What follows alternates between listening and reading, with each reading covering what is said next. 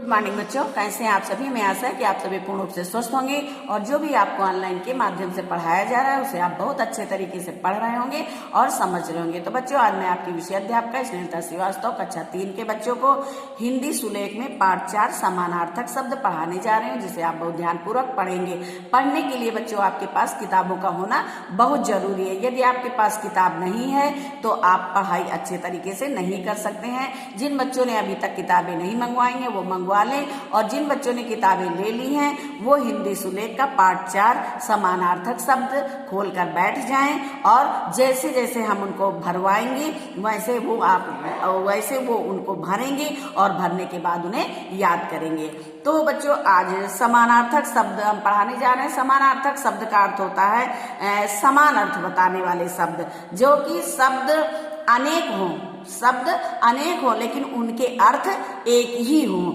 यहाँ पे देखिए लिखा भी है कि जिन शब्दों के अर्थ में समानता होती है उन्हें समानार्थी या पर्यायवाची शब्द कहते हैं। उन्हें समानार्थक शब्द भी कहते हैं, समानार्थी शब्द भी कहते हैं और पर्यायवाची भी कहते हैं। तो आइए, यहाँ पे लिखा है नीचे लिखे शब्दों के दो समानार्थी शब्द लिखिए। अब आपको जो यहाँ पे जो शब्द लिखे गए हैं इनके दो पर्यायवाची यानी समानार्थी शब्द लिखने हैं। आइए, लड़की का समानार्थी शब्द यानी लड़की की पर्यायवाची क्या होती है। लड़की को बच्चों बेटी भी कहते हैं, बेटी और कन्या भी कहते हैं। यहाँ पे हम कन्या दूर दूर लिखेंगे, कन्या, ठीक है। अब लड़की की पर्यायवाची क्या हो गई, बेटी, कन्या। आप लिखते जाइए और बोलते जाइए, आपको याद करने के लिए अलग से समय नहीं निकालना पड़ेगा, आपको तुरंत याद हो जाएगा, क्योंकि यही पर्यायवाचियां आपको हिंदी रीडर में भी काम आएंगी।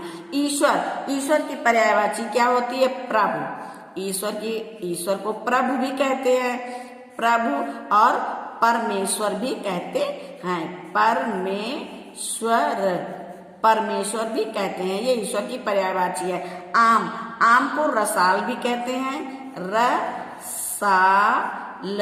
रसाल भी कहते हैं, और पिक बंधु भी कहते हैं,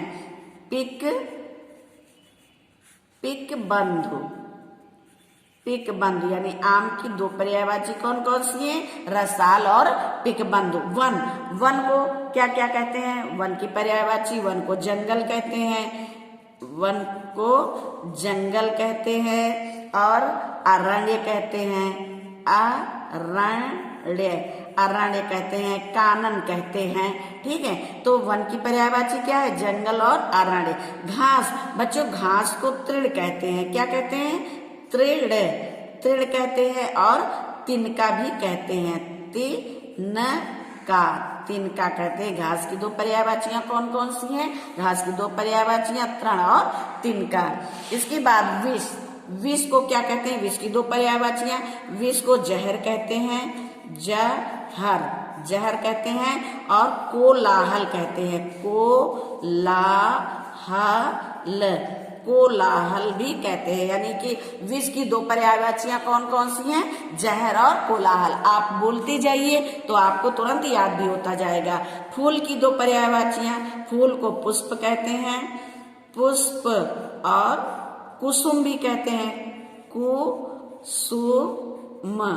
कुसुम। वैसे तो फूल की बहुत सी पर्यायवाचियां होती हैं, लेकिन आपको सिर्फ यहाँ पे दो पर्यायवाची लिखनी है। राजा की पर्यायवाची, राजा को नृप कहते हैं, नामेरी की मानता नृ, और नृप और नरेश। राजा की बच्चों बहुत सी पर्यायवाचियां होती हैं, भूप होता है, भूपति होता है, नृपति होता है, लेकिन यहाँ पे आपको दो पर्यायवाचियां लिखनी है, राजा का नृप और नरेश, दो पर्यायवाचियां हो गई। आइए हम पेज नंबर 12 हो गया, पेज नंबर 13 में हम आपको पर्यायवाचियां बताते हैं। तो हिमालय की पर्यायवाचियां बच्चों, हिमालय को पर्वतराज भी कहते हैं, पर्वतराज, और हिमालय की दूसरी पर्यायवाची है नगराज। क्या है, नगराज। हिमालय की दो पर्यायवाचियां कौन कौन सी हैं, पर्वतराज और नगराज। इसके बाद वायु की दो पर्यायवाचियां बच्चों, पवन, और दूसरी वायु की भी बहुत सारी पर्यायवाचियां होती हैं, लेकिन आपको 2 ही पर्यायवाचियां लिखनी है। अब इसके लिए आपको पेंसिल थोड़ा डार्क और जो है थोड़ा सी मोटी होनी चाहिए, जिससे कि अक्षर बिल्कुल इधर वाले शब्दों से इधर वाले शब्द मिलते रहें। हाथ की पर्यायवाचियां, हाथ को कर कहते हैं और हाथ को हस्त कहते हैं। हस्त, हाथ को पाणी भी कहते हैं। हाथ की पर्यायवाची कर और हस्त। संसार की 2 पर्यायवाचियां विश्व और जगत। विश्व और जगत, संसार की 2 पर्यायवाचियां हैं, विश्व और जगत। उसके बाद आंख की 2 पर्यायवाचियां नेत्र और नयन। नेत्र और नयन, ये 2 पर्यायवाचियां हैं। 2 पर्यायवाचियां अग्नि की पर्यायवाची आग और ज्वाला। आग की भी बच्चों बहुत सी पर्यायवाचियां होती हैं, आग और ज्वाला। स्वर्ण को क्या कहते हैं बच्चों? स्वर्ण को कंचन कहते हैं। स्वर्ण की पर्यायवाची कंचन और कनक। कंचन और कनक। पक्षी को खग कहते हैं। खग और विहग। खग विहग, ये पक्षी की पर्यायवाचियां है। पवन की, जैसे आपने वायु, यहाँ पे वायु पढ़ा था, वायु और पवन एक ही हैं। पवन की पर्यायवाची वायु और समीर। ये पवन की पर्यायवाचियां हो गई। बादल की मेघ और घन। बहुत बच्चे बादल को आकाश ही समझते हैं। बच्चों, आकाश और बादल में बहुत बड़ा अंतर है। आकाश जो हर समय जो है रहता है और बादल आते हैं और बारिश करके चले जाते हैं। तो बादल की पर्यायवाचियां अलग होती हैं और आकाश की पर्यायवाचियां अलग होती हैं। तो बादल को मेघ कहते हैं और घन कहते हैं, घटा भी कहते हैं। ठीक है, बादल की भी बहुत सारी पर्यायवाचियां होती है। पानी को क्या कहते हैं? वार कहते हैं और नीर, ये पानी की पर्यायवाचियां वार नीर। ठीक है, आइए दूसरे पेज में हम पेज नंबर 14 में देखते हैं। पुत्र की पर्यायवाचियां कौन कौन सी होती हैं? पुत्र की पर्यायवाची है सुत तनय। पुत्र की पर्यायवाची क्या होगी? पुत्र को सुत कहते हैं, सुत कहते हैं और तनय कहते हैं। ठीक, घर को क्या कहते हैं? घर की पर्यायवाची गृह और सदन। ठीक है, नभ माने आकाश होता है। नभ की पर्यायवाची आकाश और गगन। गगन।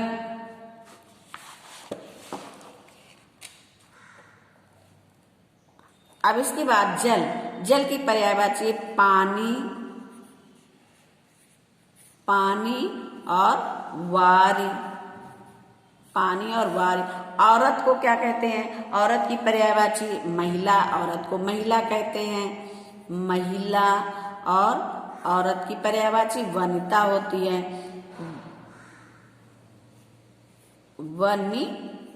वनिता। औरत की पर्यायवाची क्या होती है? महिला और वनिता।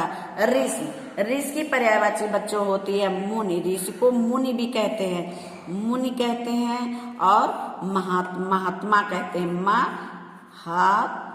महात्मा। ऋषि की पर्यायवाची क्या होगी? मुनि और महात्मा। उपवन। अब उपवन की पर्यायवाची बच्चों क्या होगी? बगीचा। उपवन की पर्यायवाची क्या होगी? बगीचा और वाटिका। ये उपवन की पर्यायवाचियां हो गई। फिर इसके बाद है अश्व। अश्व को घोड़ा कहते हैं। अश्व को क्या कहते हैं? घोड़ा। अश्व की पर्यायवाची घोड़ा है और तुरंग है। फिर गाय की पर्यायवाची बच्चों गौ और धेनु। धेनु, गौ धेनु। अब कमल की पर्यायवाची जलज, जलज, पंकज, ये कमल की पर्यायवाचियां हैं। पहाड़, पहाड़ की पर्यायवाची बच्चों, पहाड़ को गिर कहते हैं। क्या कहते हैं? गिरी, गिरी। और शैल कहते हैं, शैल। तो ये तो हो गई आपकी पर्यायवाचियां।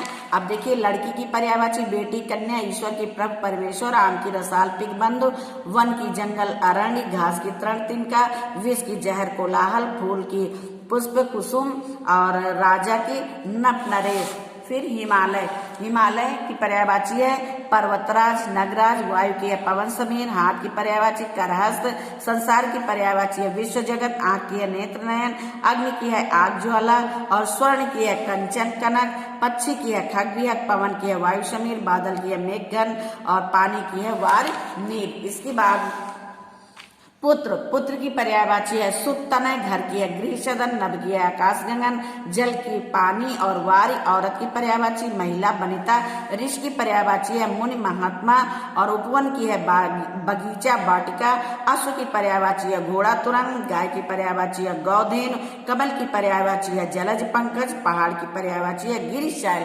तो बच्चों आज आपने पढ़ा पाठ 4 समानार्थक शब्द। हमें आशा है कि आप समानार्थक शब्द में समानार्थक शब्द यानी पर्यायवाची शब्द बहुत अच्छे तरीके से जो है समझ गए होंगे। अब इन्हें आप लिखेंगे और याद करेंगे। तो बच्चों आज ये पाठ यहीं पे समाप्त होता है। धन्यवाद।